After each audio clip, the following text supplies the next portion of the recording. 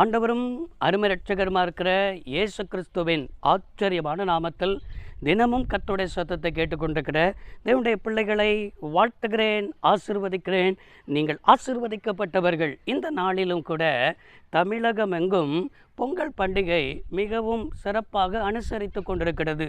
இன்றைக்கி கிறிஸ்தவர்களாக இருக்கிற நாம் ஒரு கூட்டத்தார் என்ன சொல்கிறார்கள்? கிறிஸ்தவர்கள் தான் பொங்கல் பண்டிகை சிறப்பாய் கொண்டாட வேண்டும், இது நம்மளுடைய பண்டிகை என்று அனுசரிக்கிறார்கள்.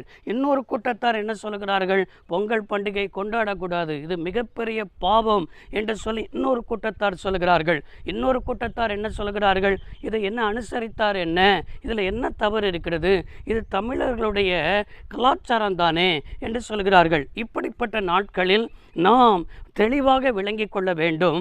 மோசே மூலமாய் அன்றைக்கு ஆண்டவர் 10 கட்டளையை கொடுத்தார். 10 கட்டளை யாருக்கு கொடுத்தார் என்றால் நமக்குத்தான் ஆண்டவர் கொடுத்திருக்கிறார். யாத்திராகமம் 20ஆம் அதிகாரம் 3வது வசனத்தில் வாசிக்கிறோம், என்னை அன்றி வேறொரு தெய்வம் உங்களுக்கு உண்டாயிருக்க வேண்டாம் என்று சொல்லி கட்டளை கொடுத்து விட்டார்.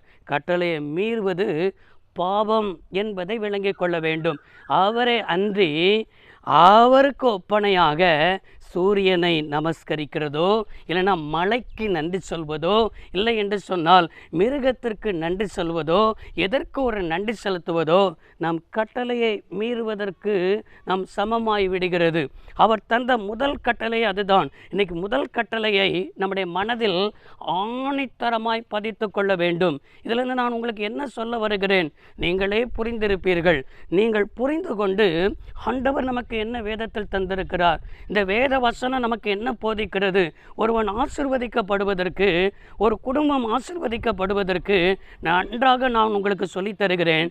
இந்த வேதத்தின்படி நடக்கிற உத்தம மார்க்கத்தார்கள் தான் பாக்கியவான்கள்.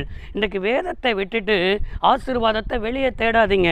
ஆசீர்வாதத்தை அதை செஞ்சால் ஆசீர்வாதம் வந்துடும், இதை செஞ்சால் எங்கள் குடும்பம் ஆசீர்வதிக்கப்படும், இதை செஞ்சால் எங்கள் குடும்பத்தில் செழிப்பு வரும். நீங்கள் நினைக்காதீங்க.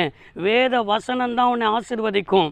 இந்த வேதத்தின்படி நடக்கிறவனை தான் கர்த்தர் நோக்கி பார்ப்பார். இன்றைக்கி இப்படிப்பட்ட ஒரு கூட்டத்தை தான் கர்த்தர் தேடிக்கொண்டிருக்கிறார் என்பதை விளங்கி கொள்ள வேண்டும். இதை அறிந்த அப்போஸ்தலனாக இருக்கிற பவுல் தான் ரோமாபுரி சபைக்கு எழுதுகிறார். ரோமர் 11ஆம் அதிகாரம் 36வது வசனத்தில் இவராய் வாசிக்கிறோம், சகலமும் அவருக்காகவும் அவர் மூலமாகவும் அவருக்கென்றும் இருக்கிறது, அவருக்கே என்றென்றைக்கும் மகிமை உண்டாவதாக என்று எழுதியிருக்கிறார். எனக்கு அருமையானவர்களே, பாருங்கள், இந்த பூமியில் படைத்தது எல்லாம், படைப்பெல்லாம் நோக்கி பாருங்கள். நல்ல அறுவடையை கர்த்தர் தந்திருக்கிறாரா?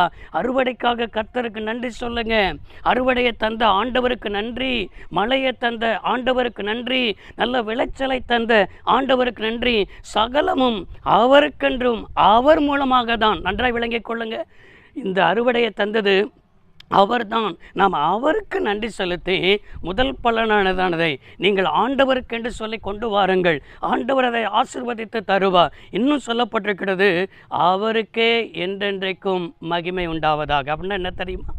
நீங்கள் அவருக்கு மகிமை செலுத்துவதற்கு நீங்கள் என்ன செஞ்சாலும் சரி, அவர் அதில் மகிமைப்படுகிறாரா பார்க்கணும். மனுஷனை பிரியப்படுத்த பார்க்கக்கூடாது, சொந்த பந்தத்தை பிரியப்படுத்த பார்க்கக்கூடாது, உற்றார் உறவினரை பிரியப்படுத்த பார்க்கக்கூடாது.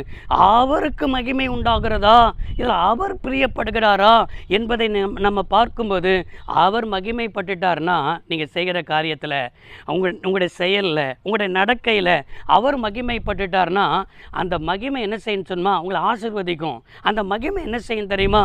உங்களுக்கு மேன்மையை கொண்டு வரும். அந்த மகிமை உங்களை கீர்த்தியும் புகழ்ச்சியுமாய் வைத்து என்ன செய்யும்? அழகு பார்க்கும் என்பதற்கு எந்த விதமான சந்தேகமும் இல்லை.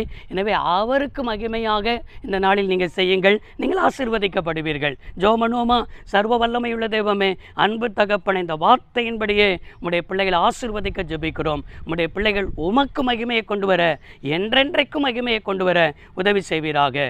இயேசு இரட்சக நாமத்தில் பிதாவே, ஆமென். கர்த்தர் உங்களை ஆசீர்வதிப்பாராக. God bless you all.